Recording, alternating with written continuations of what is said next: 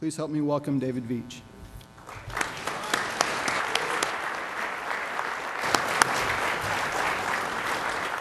Thanks, Brian. I just met him just now. And you notice there's already something different because I didn't have two pretty girls up here. So, the suit, oh, you know, that was a one-time thing. I can't wear suits anymore. It's like you see how the face kind of swole up just because of the tie. So lost a lot of weight since then too. I'm really thrilled to be here. I'm a nervous wreck, so I'm going to try to move around a little bit, burn off some of this nervous energy. I'm here today because Norman Bodak, who's a friend of mine, calls me up out of the blue and says, I'm going to bail out on Jim Hunsinger and his crew, and I've told them that they need to get you in here to speak at the Lean Accounting Summit. And so I'm like a total Lean Accounting Summit virgin. Never been here before. Not by choice, you know, but I'm not an accountant. You know, I took a couple of accounting classes at grad school and, just one of those barely survival kind of things. So I try to leave the accounting to the pros. But Norman and I kind of connect on an intellectual level. And if you know Norman, he's a little bit scatterbrained sometimes, and so am I. So we kind of share some of these same scatterbrained ideas about what we think is going to engage your people to make your organizations more effective. Whether you call it lean or whatever, it doesn't much matter. I have been teaching lean for a good long time, though I started teaching the government. Please don't make any prejudgments there, okay? I had some degree of success, whether you believe it or not, in the government. But I've spent a lot of time lately thinking about what are some of the underlying things that really get organizations fired up. And I've got this integral lean idea, and this is still kind of a work in process. I'm going to throw some thoughts out there for you guys and kind of challenge the way you think. But because we learned yesterday that it's not about laying on your back and meditating and thinking and things. It's about thinking about this stuff, but taking it back to work with you. I've also got a few things by the end of this presentation that you might be able to take back and do something with. Okay? And the expectation for everybody in the room is, you've been up here for a few days, you've been goofing off at Disney World, right? That's the whole, all your folks back at work are saying, yeah, well, you're up here at Disney World having all this fun. The expectation is you're learning something while you're here. But learning something while you're here is totally valueless if you don't do something different when you get back to work. And the largest organization really hinges on the changes of the individuals within that organization. That's you. And I don't care whether you're the CEO of this Fortune 500 company or whether you're some clerk in the payroll department. What you decide to do differently when you get back to work is what changes those organizations. So you need to be thinking about this. You need to decide before you go today, what are you going to do different Monday when you get back to work? And those are the things that change your organization for good. I'm going to start you thinking off with a question. What's the true potential of a lean organization? And I want to make a distinction about a lean organization and an organization that does a bunch of lean stuff. Big difference. And I got to tell you, there are a whole lot more organizations that are doing a bunch of lean stuff than there are lean organizations. Okay? Probably list the lean organizations on one hand if I dared to do so in this kind of forum. Not going to do that. So keep that in mind. There's a big difference between a truly lean organization and an organization that just does a bunch of lean stuff. Okay. Let me give you a little background first. Lean's been around for a while. We had the machine that changed the world in 1990. That was the first use of lean to describe what happens at Toyota, right? Study of Jim Womack, Dan Jones, Dan Roos, those guys. Y'all mind if I walk around a little bit? I know it's kind of threatening up here. I'm going to need a microphone in here in a minute and stick it in your face. But the lights are real bright, and they got that camera trying to follow me, and that's just making me nervous wreck too. So. Get away from the camera a little. But see the little red eye in the middle, it kind of follows you. Machine that changed the world, kind of said a few things. Now, we've been studying Toyota for how long? 20 years? Okay, I'm going to throw out a date. 1973. You know what happened in 1973? Oil crisis. You don't remember Chad, sorry. Pup. Oil crisis. In the oil crisis, what happened was all Japanese companies that had lifetime employment contracts had to shut down operations and lay people off because they couldn't produce anything. Except one. Toyota didn't lay anybody off, didn't shut anything down, still eked out a little profit. And they said, how'd you do it? And Toyota said, come on in, check it out. How many of you guys open your doors like that? No, we tend to protect our secrets, right? We tend to protect what makes us great. So why does Toyota throw the doors open? Well, we'll think about that a little bit. Maybe in the 80s, I guess, we got Productivity Press going out and scarfing up, this is Norman when he started this, going out and scarfing up all these Japanese authors and translating all this writing and giving us this great lean library so we can go out and actually learn something by reading these great books. And this continues, tradition continues, that's what I'm trying to say, keep me straight. Okay? This tradition continues in the authors in the room here, and that's why you've never heard of me. I've never had a chance to write a book. Sorry, I'm working on it. I mean, I wrote an article once. That's how I met Norman. I mean, one article got published in this really obscure defense journal when I was still in the Army, and he finds it and he loves it, and we get hooked up, and now I'm here talking to all you guys, so you never know what's going to happen.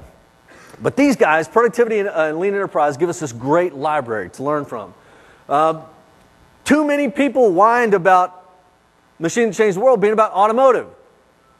We got this idea that, well, I don't make cars. What do you guys make? Motion and control technologies. Nothing about cars, right? Why does Lean apply to you guys? So people were complaining about this. I'm just going to pick David. Okay. You can't really talk back to me because it's all got to be on the microphone or it doesn't get picked up by the video. And so I've already been told, be careful how you ask questions. So I'll have to repeat anything you guys say. So we'll just keep it at that. See, I told you they would find me. Nevertheless, Lean Thinking comes out. 1996 has one automotive example. I think, what, Porsche? Okay, you guys read this recently? You guys read this one? If you haven't, go get it, okay? It's good. It's good. This is also where Womack spells out the value streams, flow, pull, and perfection as the big 5 things you want to do. Okay. Along about the same time, we got Motorola winning the Malcolm Baldrige National Quality Award. And they said the way that they did that was through focusing on the data and driving the variability down to a Six Sigma kind of structure. Now, I'm not a statistician either. Some of you guys might just be jumping all over this statistic stuff. But Six Sigma came from Motorola as something that was very focused. General Electric then says, hey, this is great. And they take that methodology and they just turn it into this monster, and they train everybody up, and they have thousands and thousands of these experts working on these problems, making great improvements. But I got this great improvement here, and a great improvement here, and a great improvement here, and a great improvement here, and they're not really connected. So they recognize that they don't have an integrated system with Six Sigma, although they're trying to morph it into that. So now we got Lean Sigma. Is that the TBM guys? Where are you guys? It's in here someplace, right? And we're trying to blend these things together. And that takes some creative thought to get to that point. Would you agree? You're going to see the front row here nodding heads. Yes? Okay. All right, what else we have? We got the Toyota Way, Jeff Liker's book. Just an exclamation point on Toyota's willingness to share. Their openness. Come on, see what we do. Yes, they make cars. But they got an awful lot of stuff that's going on behind making cars that you can apply, and we're going to talk about some of those. Okay. What I've kind of been playing with. Okay. Bunch of different perspectives on Lean. There's the straight up engineering perspective. And this is the stuff where we get flow, pull, waste elimination, and the vast majority of people that I talk to about Lean, when we ask, well, what is Lean to you? They go immediately to this waste elimination focus. Okay, and to me that's a little problematic. Because when you define what waste is and how you're going to go about this relentless pursuit and elimination of waste, and you share that with the people who work for you, I mean, they're pretty smart folks. Or you probably wouldn't have hired them. And they can tell that if you eliminate all this stuff, what are you going to do with the jobs? Where's my job going to go as a result of this? And if you can't get them with their hearts and minds coming into this, you're going to be in the same old sustainment battle. We keep talking about sustainment, right? Because we can do Kaizen events till the cows come home. But how do you keep the results? That seems to be the biggest issue. So, you got to get your people, hearts and minds, engaged in this. So there's a people perspective, and it's a learning and doing perspective. This is where we try to create a learning organization. But learning by itself is best accomplished when you actually do something, right? You can say right. I mean, I think that need a little interaction here just so I know that you're all not asleep, because I talked to John. I said I wanted to do it before you ate, because, after you eat, you just kind of want to, take a nap. So, and if I fall asleep up here, Brian, just throw something. Wake me up, okay? People perspective, this is my favorite part, is the people piece, because I'm working on a PhD in psychology. I don't know if I'll ever get the daggone thing done. And the third one is the boardroom perspective, and I think this is probably where most of you guys fit in, right? Because the boardroom perspective, you guys count stuff, right? It's money. This is the money piece. And what that says behind the bald guy is improving profitability. They told me they would switch the sides or something like that. So we want to improve profitability, and there are two sides to this. One, we can improve profitability for the short term and make as much money as we can for the short term, so we can look as good as we can for the short term. But how many of you guys are in organizations that plan to be around for another 100 years or so? Boy, that's not very many of you. Okay, we need to find out who you guys are, because we all want jobs. Okay, nobody wants to be around for 5 years. We want to be around for 100 years. How do you get that? And if you don't have that sustained ability to maintain a level of profitability, doesn't mean you have to be the richest in the whole neighborhood. Okay, but how do you get that sustained profitability? That's what keeps you around for 100 years. Okay. So flowing from this, I'm trying to connect a few dots. Now, so I laid down on the floor and I looked up and I did my ideation thing. And poof, I had this insight. And the poof doesn't really work, right? We talked about that yesterday. The poof comes from, I guess, about 10 years where I've really been looking hard at teams and what teams do and how teams respond to pressure and how teams respond to stress. And it started in the Army, and I've worked in teams, and then I took that to I got a Master of Science in Industrial Management, took that through all these different factories and trying to figure out what is it about teams that makes teams special. So I've really been focused on teams for a good long time. But more recently, a couple of years into this psychology program, I start learning more about developmental psychology and intellectual and cognitive development in people. And I start learning about how people develop over time, and I see a lot of correlation between that and teams and organizations. And I want to throw a couple of ideas out for you guys. This is, like I said, very much work in process. So a couple of ideas about this stuff. The prevailing theories for human development. I guess I can get back up on stage now, right? So everybody can see. There are actually 4, but my animation is kind of messed up. We develop, and see, I'm going to put this thing down and forget that too, so Gloria, you keep track of that for me. People develop, generally speaking, in stages where we can kind of track along different ages. You're going to have the ability to do this or that or the other as we go. Okay? The first step when we're born, sensory motor. You can say, "Oh, that's okay." Isn't that the cutest kid you've ever seen in your life? That's my daughter. She's 20 now. She would kill me if she knew that you were seeing this picture. So don't anybody tell her. When we're born, how do we learn things? Well, we reach out. We try to look at what's going on. We grab something. We taste things. Everything goes in your mouth, right? When you're a baby, you can just count on everything going in the mouth. Tasting everything, testing, grabbing onto something. If it's hot, you let go and you squall. So there's a whole lot of flopping around. There's a whole lot of squawking going on. Agreed? So think about that with teams. Okay? In the forming stage, we throw people together with maybe some ambiguous instructions, and we expect them to be able to perform as a team together. So you can imagine there's a lot of flopping around, a lot of squawking going on. What type of organization would demonstrate these kinds of activities and behaviors? Maybe one that doesn't have much focus. Or maybe one that's trying to figure out where they fit. Maybe entrepreneurs who are trying to figure out where they need to serve their customer base. What is it that they're supposed to do? So just pretty much no focus. We want to get through that. You know organizations are in this stage right now, don't you? I hope yours isn't, because this is probably pretty uncomfortable without the focus, without knowing what you're doing, what you're looking forward to. I got the clowns up there for the organization piece. So just, okay. There's a message there. The next step after, let's say, 2 years or so, we get into this pre-operational thought kind of mode. So we got a lot of toddlers going on. Now we're developing language skills.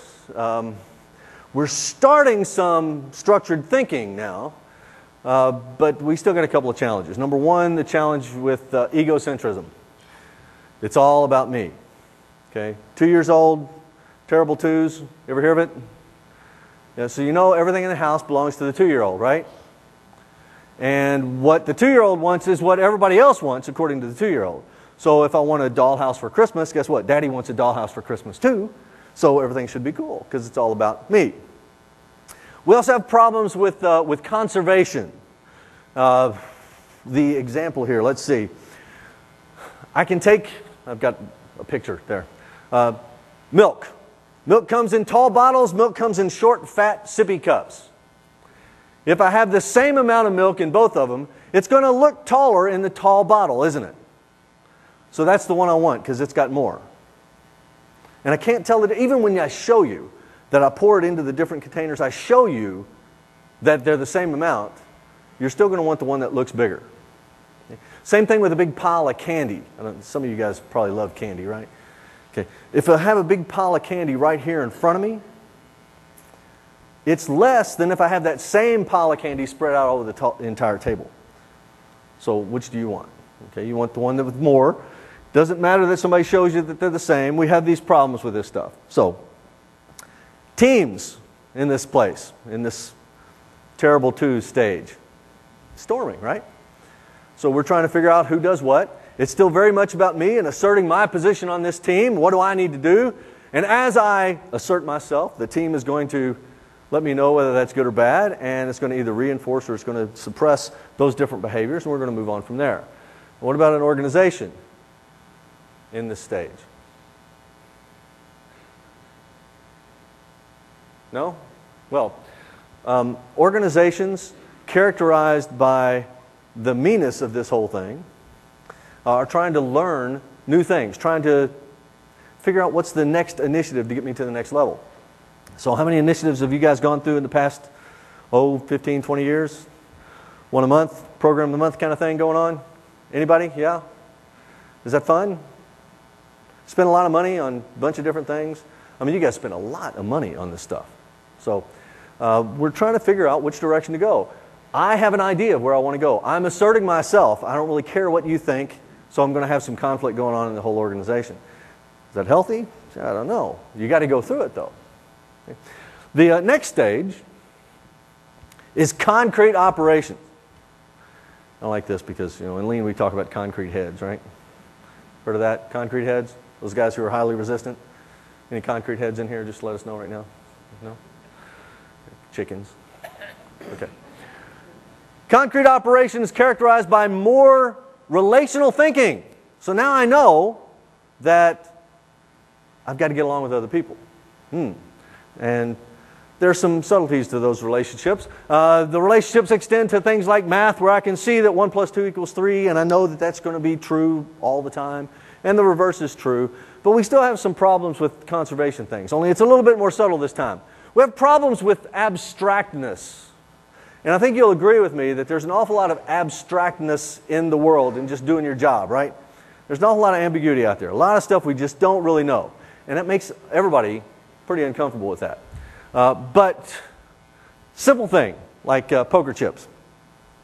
Let's say that I have a poker chip in my hand. I'm going to make a statement about this poker chip, and your response has to be either true, false, or we can't really tell. Okay, so my statement about the poker chip. I got a poker chip in my hand. It's either green or it isn't green. What do you respond? How do you respond? Now you guys are all pretty well advanced in your thinking, so you're probably going to know right away that it's true because the chip has to be either green or it doesn't have to be, or it's not green, right?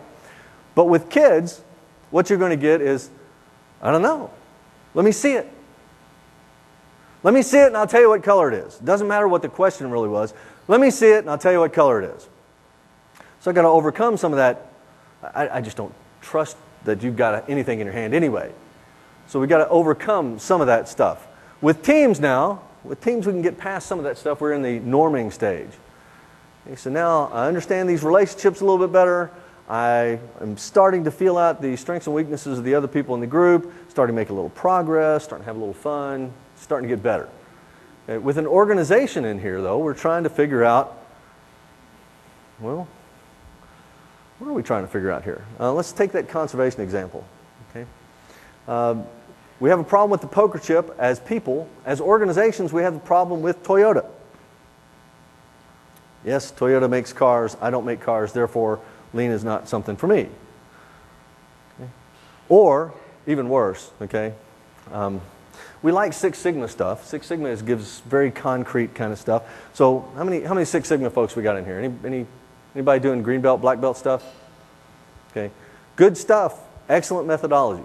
Okay, wonderful system. We like Six Sigma because we can quantify stuff. We like to be able to quantify stuff, right? Got to have that concrete. So let's say I'm a brilliant kind of young engineer and I've got this great idea for an improvement project. I'm going to take this improvement project, and the statement is the same. Okay, I have an improvement project in my hand. It's either going to save money or it's not. Now, what's the response of management?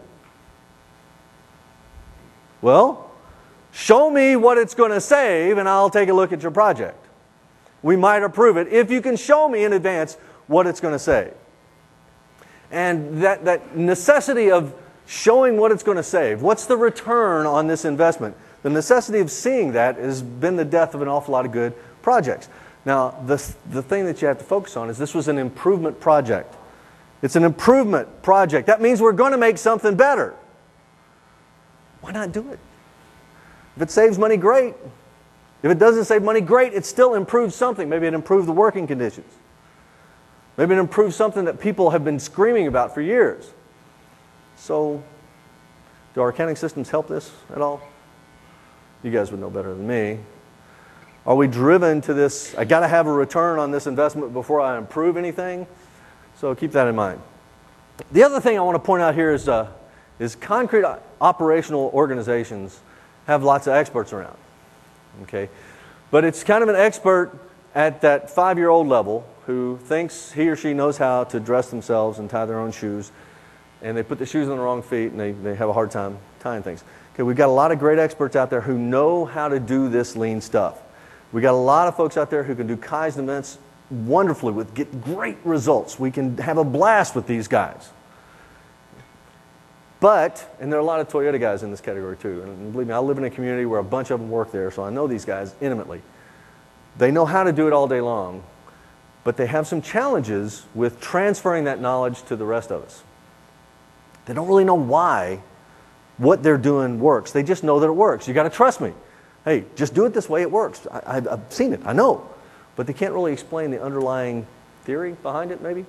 So maybe our expertise and our limited ability to reflect on our expertise really doesn't give us as much expertise as we would like.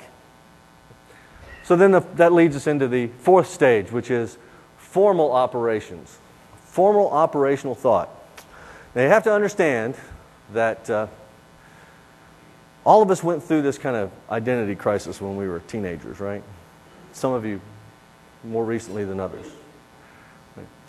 When we're teenagers, we start to question the things that we didn't really question before.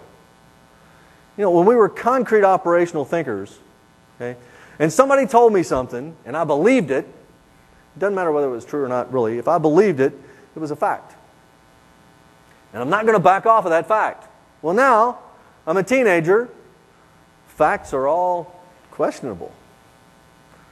That's how we get teenagers who know everything and stupid parents. Have you been through this? Some of you have teenagers? Yeah. I got a 16-year-old in the house right now.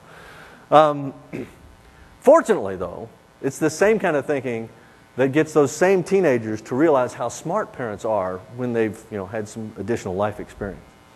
Okay. In this stage, it's really more about getting a handle on the abstract. So we're really gaining more understanding of abstract concepts. We're starting to see more subtle relationships, and we relate with specific types of other people that are different from us, and we try to see how things connect and how we can work together to achieve things a little bit better.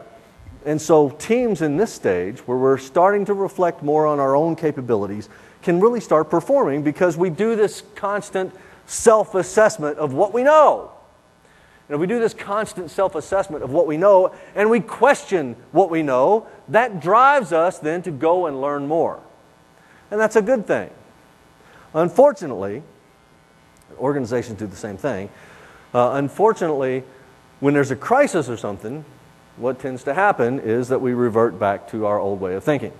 We go immediately to the concrete foundation and say, oh, can't do it, here I am. So to drive continuous change and continuous improvement in your organization, to drive making things better every single day, we've got to be able to constantly assess this stuff. Okay?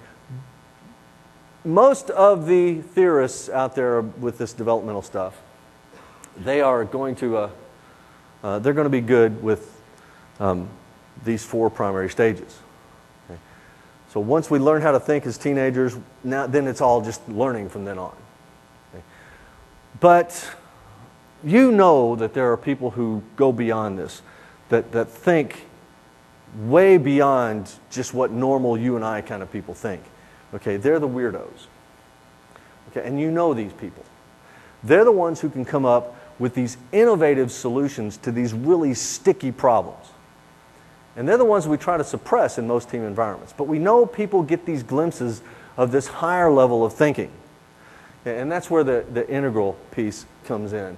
The integral piece comes from a book called Integral Psychology. And if you ever really just want to put your brain in a blender and really start thinking about things from a totally different perspective, I got 2 people that you need to read. One is Ken Wilber, who wrote this Integral Psychology, and the other is Margaret Wheatley, who they don't have anything practical you can take. It's not like a cookbook thing. Nothing that says, do this, do this, do this. But man, everything they write is like, golly, really? Makes you really scratch your head and think. And if you're really scratching your head and thinking, that means you're self-assessing. That means you're reviewing what you know. That means you're questioning the answers, and that means you're going to seek more. That means you're going to learn. That means you're going to grow. That's a good thing, right? It starts with understanding that things are composed of matter, and then we got this body thing. And when we're in the sensory motor thing, it's all about the body. That's it. Not really developing any thinking skills, so it's all about the body. When we get into the mind piece, now we're starting to think, now we're starting to make decisions, now we're starting to make connections, and as it goes out to the soul, the spirit, and then the universal spirit out here, in all these different domains, thinking can really kind of get crazy. Now, we think about the Dalai Lama, Gandhi, Mother Teresa, folks who really have been known to shake up the world by the way that they think about things. These folks have always been around throughout history. There's a lot of Eastern understanding that is kind of flying in the face of the scientific base that we so love. We're all hooked on science because it's concrete and it's comfy. And we can't see spiritual things, and we can't see the mind, and we can't see the soul. So, anybody can come in and say pretty much anything you want. It's meaningless to some folks because they can't connect it to something concrete.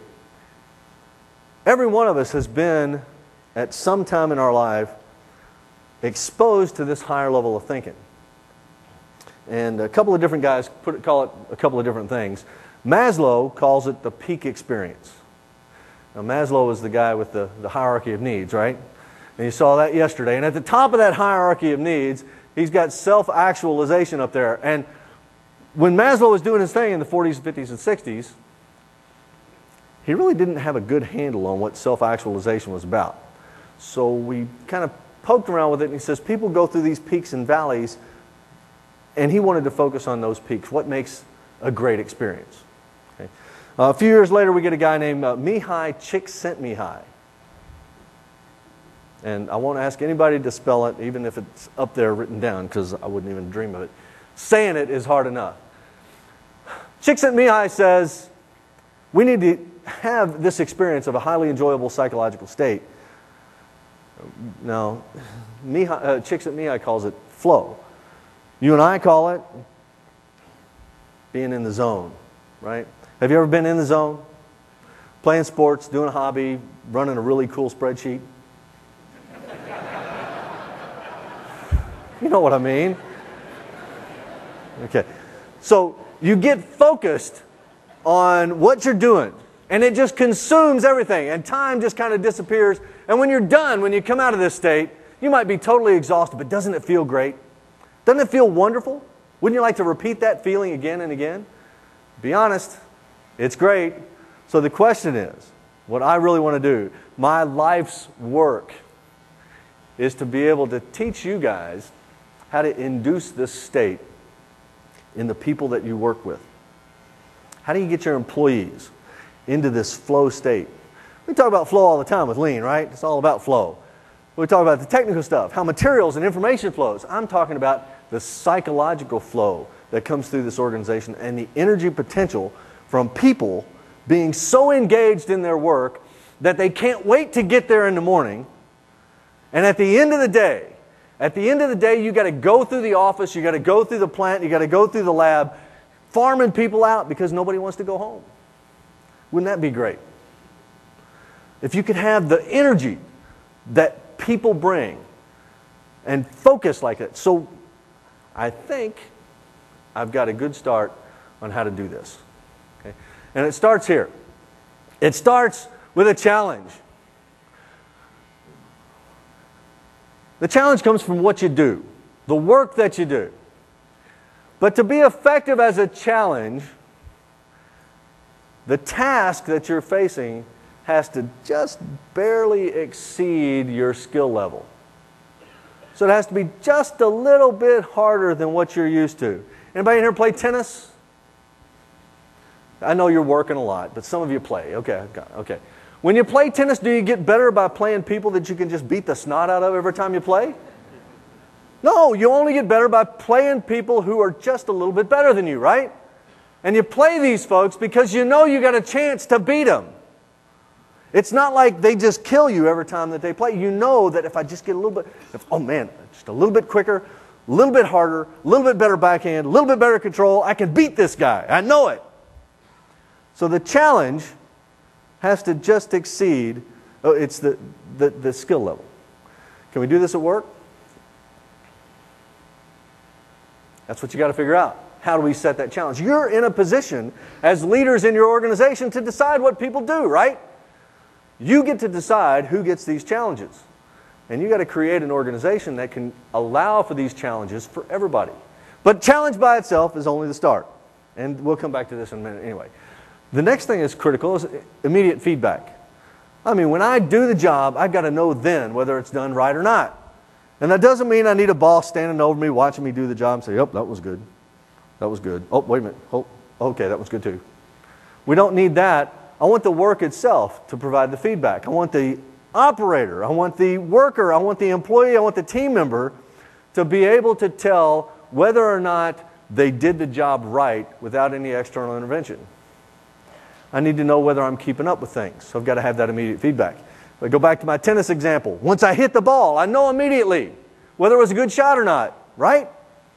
Either I'll win the point or it comes flying back at me, and then some other things come in, like rules. And I know that accounting people just love rules, right? I mean, that's, accountants and engineers, you live by rules, right? Well, come on, somebody challenge that, please. Everybody thinks rules are stupid. You just got to have them for certain things, right? Rules are essential for creating this challenge. What do kids do when they play a pickup game of stickball in the street? First thing they do is set the rules, right? You choose sides. Rule 1, sides ought to be about equal. Okay, we ought to take turns going back and forth. That's a rule. Boundaries. Here's base, or goals. My kids play soccer. So they set the rules right up front. What are the rules in a lean system? What do we have at our disposal that creates a set of rules for us to operate under in a lean system? Standardized work. Lays out the expectations, lays out the performance requirements. Okay? And then we need some control. I need to be in control of what happens. Me being the worker doing the work. Okay? Because when I hit that backhand, and it comes flying back to me, I need to be in control of what I do next. I don't need to wait and say, well, boss, what do I do now? So I've got to be empowered. And we do a sucky job at empowering. Okay? We just really don't do that very well. Lots of reasons for that too. But if we can create an organization that does this, and we're talking about people feeling great about coming to work, people bringing their discretionary effort to work instead of any place else. People who come to work to do more than just that set of tasks that you've laid out. People who come to work to create this culture of continuous improvement. That's what we're going to get out of this. Here are a few things we're going to get out. Outcomes. Number 1, confidence. People have a set of mastery experiences. I do something, I succeed, it feels great, I want to do it again. That's more confidence. But it's a particular type of confidence I'm going to call self-efficacy, because it relates to the task that we're asking them to do. More on self-efficacy in just a second. I want satisfaction on the job. Any Hertzberg fans in here? That's what I thought. He's dead. It doesn't matter. We're not going to offend him anyway. Hertzberg was a guy who said, the things that satisfy people in the workplace are called motivators. So let's talk about motivation a little bit. And there's 2 kinds of motivation that I want to tap into. One is extrinsic motivation, where I offer you some kind of reward in order for your performance. How long does that last? Is that good motivation? Is that good, strong, powerful, driving motivation? Well, sure it is for the short term, is what he said. For the short term, it lasts until you get that reward. And then what do? What's next? What do you mean there's nothing next? Well, I'm going back to the way I was doing it. So this is like a constant stream. The other type is intrinsic. This is the stuff that comes from the heart. People are there because they love it. And you can create this kind of work environment that people love, and what you're going to get out of that is continuous improvement. Let me focus on this confidence piece though. This is my favorite stuff. This is a definition of self-efficacy. It's how you feel about your ability to do what you want me to do. Okay? Higher self-efficacy means I'm much more likely to bring my brain back to work. I'm much more likely to think of ways to improve that work. And if we're trying to build a culture of continuous improvement, I think it's a pretty hot topic. Okay? So there are ways to drive this. No, have you ever seen this word efficacy before? Because the only place I've ever seen it besides all this psychological stuff that I have to read is in drug ads. You know, like Viagra and oh, I don't really read that stuff. Okay. The efficacy of the drug is the power the drug has to combat the symptoms or the disease that it's targeting. Okay? So what we're really talking about with self-efficacy is an individual's power, personally, to have an effect on the workplace. Now you guys are probably in leadership positions where you do have some influence. But what you have to do when you go back is create this environment where everybody has that feeling. But it's not as easy as all that. Okay, how do we do that? Number 1, we're going to create a learning environment. What's the best way to learn? Doing stuff, right? Is that the only way to learn? No. One of the most effective ways to learn is by watching other people. Now, anybody familiar with expertise? There's a lot of experts in different fields out here, okay? And if you ask an expert how they do what they do you know what the likely response is going to be? Exactly. I don't know. Just God-given talent. Just always done it that way. Just good. Bull. Okay? If we watch an expert, we can see how the expert approaches the different tasks. And we can see how different that comes. Now, how do you build expertise?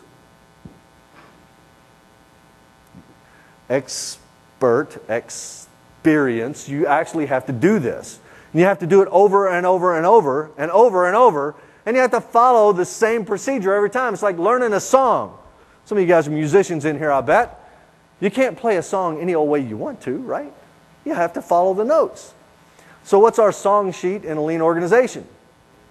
Standardized work. Follow the steps the same way every time. What's the best learning environment where I can watch other people do the same standardized work that I have to do? I got to put them on a team.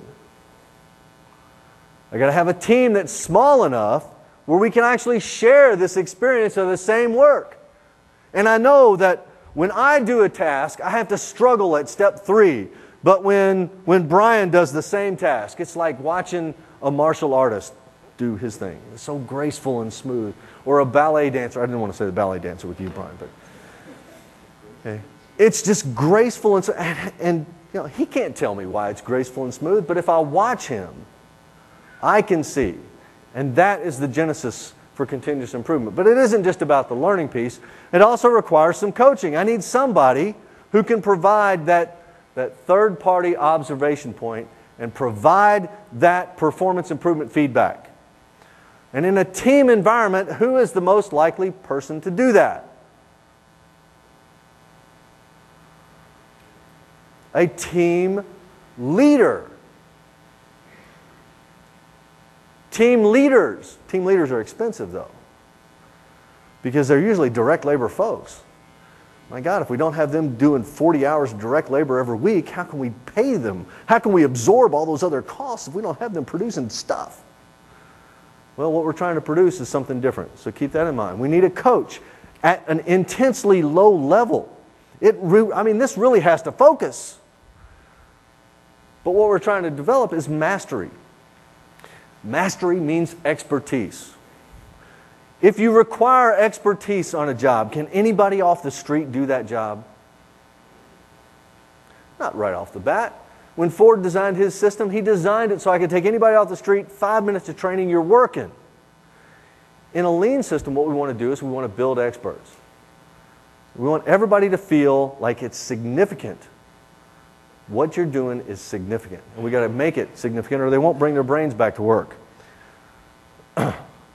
If we've created an environment where we've got teams doing the work, I've got a team leader who's providing performance feedback and coaching, I'm building experts, why would I then not feel comfortable empowering this team to do the things that I've normally withheld? So I want to give them control. And as I give them control, that's going to boost their self-efficacy, and that is what turns into intrinsic motivation. That's what makes people love their jobs. So satisfaction, 3 pieces of satisfaction. We'll tie all this stuff together in just a second. Jim talked yesterday about meaningfulness. Viktor Frankl's Search for Meaning. What a great, great book. How do we get meaningfulness at work? Most of the studies on satisfaction boil this down to about 3 different things. Number 1, variety. Got to do different things. That's good, right? So we got to build variety into our work system. Lean lets us do that with our teams, with our work segments, with our work packages, with job rotation. We got to do this kind of stuff. We also get meaningfulness through identity. Either the task that we're doing, the group of people we're doing it with, accountants, okay, our organizations, or our societies. However, we've got all different structures of identity. The higher the connection I can drive in the workplace, the more I can make them feel like a vital member of a particular team, the more likely they are to identify with that team and experience some meaningfulness out of that team. And the third thing is the significance piece. Nobody wants to feel like they're going to work wasting their time.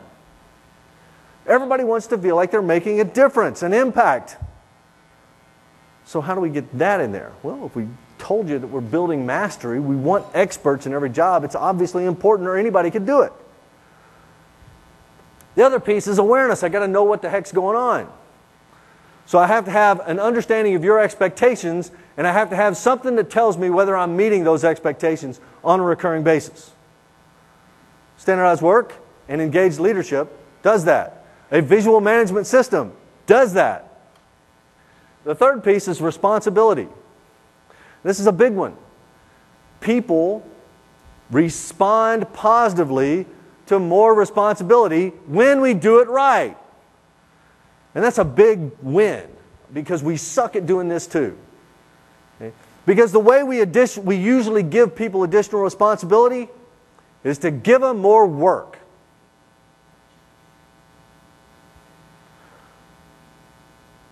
You're out of here.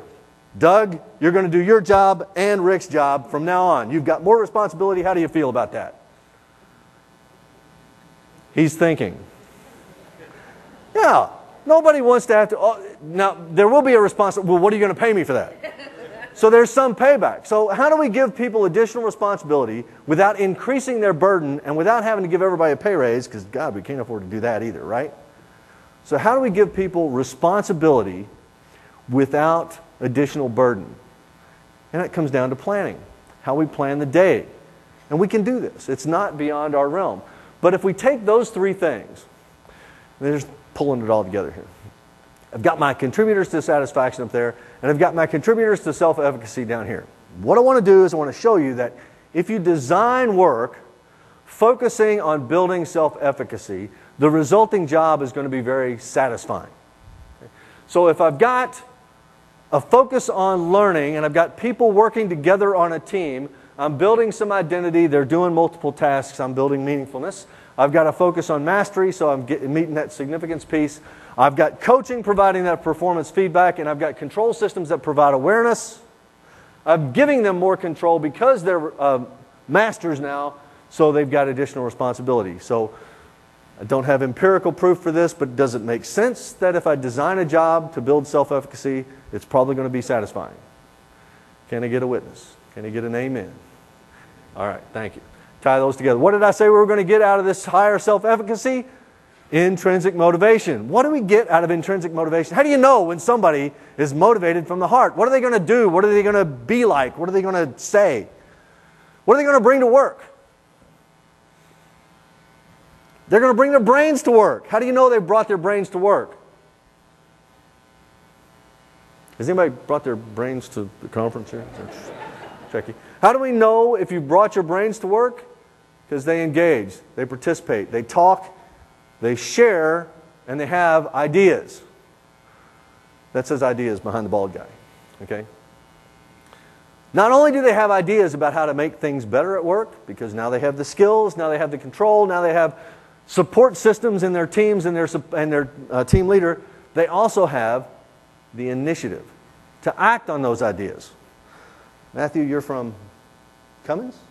Not a small company. How many people you got coming to work every day? Yeah. 16,000 people coming to work every day. Yeah. Now let's say we got 16,000 fired up, highly intrinsically motivated, skilled, challenged people coming to work every day with ideas and initiative to act on those ideas, and they start coming in and changing stuff. What do you have on your hand real quick? Chaos. Absolute chaos. Madness. I mean, we're talking about end of the universe kind of madness. But if we have a control system to channel that energy through, now we're talking about something different. And I've got two things that I advocate as those control systems. One is the standardized work system. Okay? Because you can't change standardized work unless you can show that the recommendation is an improvement, correct? So there's some problem solving, there's some analysis that has to go into this, and there's some planning and experimentation that has to go into this so that controls that change. Now, the suggestion system is one that people usually scratch their heads about, raise their eyebrows about, because some of you have, let's say, checkered experience with suggestion systems or suggestion programs, I guess I should say. How many of you have a suggestion box in your organizations right now? A suggestion box someplace. I guarantee more of you have them than that. If you have one in your organization, do me a favor, the first thing when you get back Monday, take a big hammer and go beat it into nothingness, okay? Take it off the wall, okay? So get rid of it, because that is not a suggestion system. That's a bitch box, okay? And that's what you get. People complain about stuff, they stick it in the box. It doesn't matter because nobody's ever going to get back to me on it anyway. And even the most disciplined organizations who have these kinds of suggestion boxes aren't having any luck sustaining these kinds of improvements. So what I recommend is a suggestion system that instead of saying, give me all your ideas, it's a suggestion system that says, you know, when you have an idea, we're going to work with you to do the problem analysis and the problem solving associated with that, so we're building skills. This suggestion system is a teaching tool. This suggestion system is a learning system, not give me your idea system. And there's a big difference. Because every time that I have people go through this standardized problem-solving process, step by step by step, following the same process, step by step by step, what am I building now? If we follow the same process, step by step by step, we're building mastery. We're building experts. Only this time we're not building mastery in the work that we've assigned. We're building mastery in a cognitive skill called problem solving, and that's transferable to any job and to home, and it makes the person more valuable. And everybody wants to be valuable.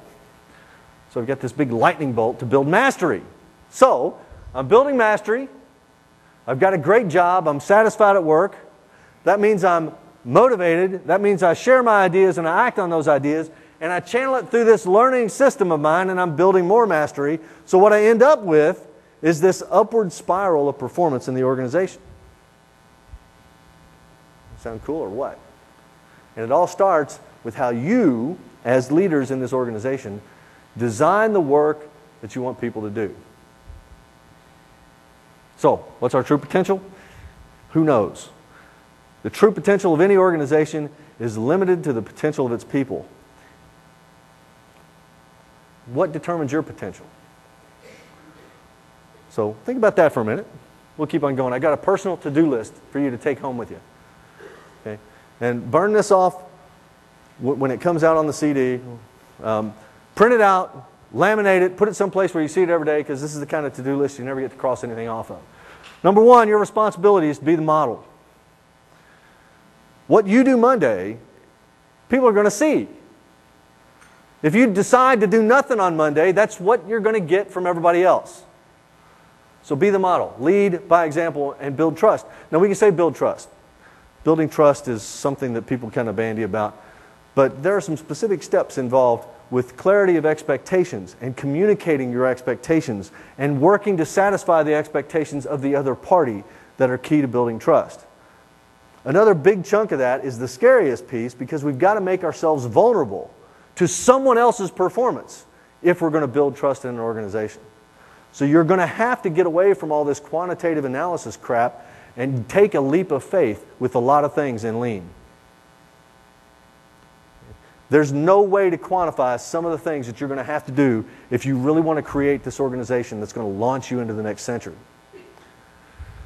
Share your vision. That means you've got to have one to start with. So, it can't be like on an engraved plaque in the visitor center. Okay, it's got to be meaningful. It's got to be something that draws people together, and you got to tell it as a story every day. And if you have this compelling story, people will remember the compelling story. Nobody remembers bullets on slides, right? You got to have a story to go along with this. Build relationships. You got to go out into the Gemba and spend time eyeball to eyeball with people. Because every person is different.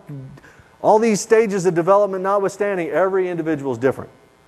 And you need to know how everybody's going to respond when you say, hey, let's do this. Because you're going to get some people who jump all over it and some people who would not approach it with a 10-foot pole. Develop your leaders. This needs to be a critical part of your organization. If you don't have a leadership development program and a succession plan, just don't even go back to work. No, okay, go back to work and do one. There, okay, I said it. Build teams. Make sure you invest in those teams. Teams require team building. They don't just happen. You don't want them flopping around and squawking like we talked about. You want them to get through those stages quickly. Be a continuous learner yourself, and the best way to do that is just trying to figure out what the heck's going on in your organization. Understand the work. Go out, talk to people. And one of the most important things you can do is check to see what you're measuring. Because what you measure is what drives behavior, right? I mean, this is old news.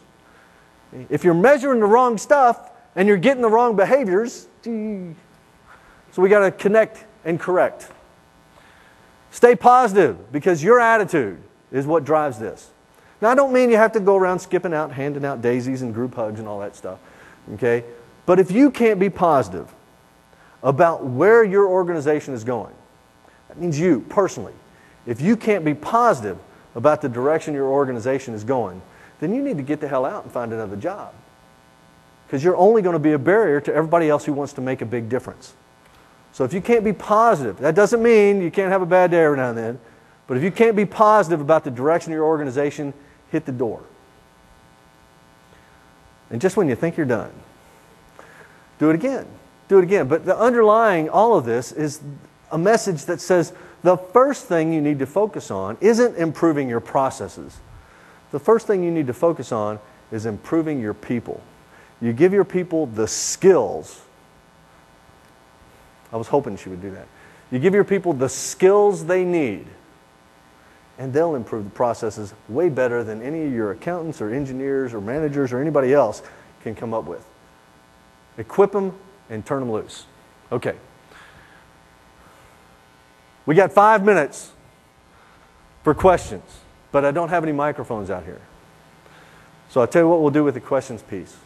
I'll stick around for a little bit. You can come holler at me. Oh, I got a microphone in the back. Anybody have any questions? I've got a microphone up here in the front too.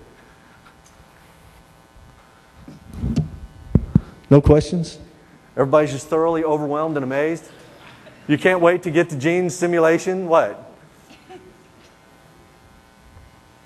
It's going to make it a long 5 minutes. Cliff!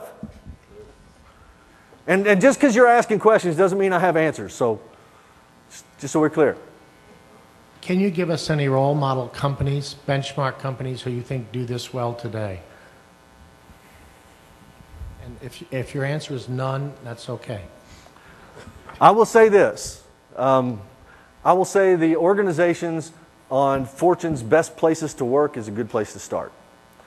Toyota has the structure in place to do this. But what's happened at Toyota is with their meteoric growth, they've had this huge brain drain from the mothership at Georgetown. And so they're really struggling with that. They're really having a hard time. And I really think the underlying problem that Toyota is really having is that they've got too many team leaders working the line every day instead of building skills and coaching and providing performance-enhancing feedback. Thank you, sir. Any others?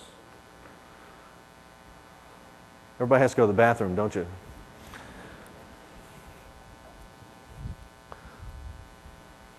If you were to give people ways that they could begin this process of setting up flow, what are the kinds of things that without a structured work plan, but just what people can do in their individual environments with their direct reports, with their peers, with their colleagues, what are the kinds of things that you can do to start to set up the experience of flow? Okay. The most important thing was something that Jim touched on yesterday. The most important thing that you as a leader can do to get this process started is to go out and ask. Go out with questions for your people and just engage in a dialogue. Build that relationship at that level. Then we can start worrying about some of the structural pieces. But really, everything in Lean hinges on relationships. If you want this to last, it all hinges on relationships. And what I tell people is a little bit kind of silly, but this goes back to that developmental psychology stuff. Have you ever noticed how girls play versus how boys play? I'm talking about girls and boys, not men and women. Okay? Boys play very competitively. We're always rough and tumble. We're always racing. We're always fighting back and forth. It's always very aggressive and very rough and tumble. Okay? How do girls play? I'll ask some of the women. How do girls play? Nicely and politely. You don't really believe that, do you? It is. It's nicely and politely, and it's based on the relationship, not the activity. Yeah. So what I tell people is, if we're going to be successful in lean, I'm done, right? Okay. If we're going to be successful in lean, we got to learn to play like girls.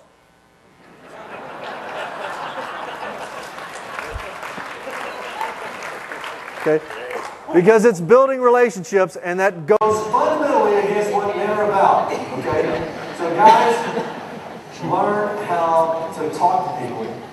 Learn how to build relationships eyeball to eyeball. Doesn't mean you have to be a soft, squishy guy. All right, last comment. If we're going to do this, here's what happens with a lean. Lean is a creative system. It creates. It doesn't eliminate. It creates value for your customers. It creates value for your people in your organization. A lean system learns.